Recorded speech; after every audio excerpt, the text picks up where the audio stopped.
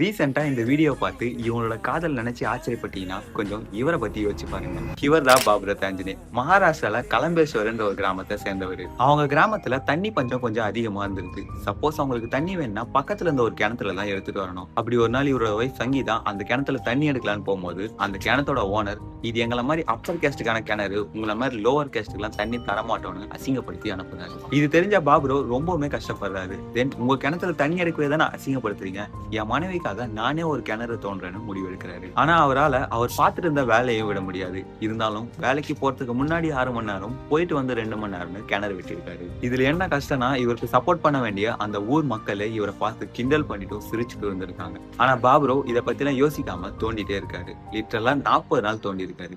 சரியா 40வது நாள் அந்த கிணத்துல தண்ணி வர ஆரம்பிச்சிருக்கு. இதுல என்ன ஆச்சரியம்னா இதுக்கு முன்னாடி அந்த ஊர்ல இருந்த 3 கிணறுமே தண்ணி இல்லாம வத்தி போயிருந்திருக்கு. அந்த எந்த ஊர் மக்கள் இவரை பார்த்து சிரிச்சாங்களோ அவங்களுக்கும் தண்ணியை எந்த ஒரு கட்டுப்பாடும் இல்லாம எடுத்துக்க சொல்றாரு. சோ இவரோட காதலை பத்தி நீங்க என்ன நினைக்கிறீங்கன்னு கமெண்ட் பண்ணுங்க. அண்ட் இந்த மாதிரி இன்ட்ரெஸ்டிங்கான வீடியோஸ்க்கு ஃபாலோ பண்ணிக்கோங்க.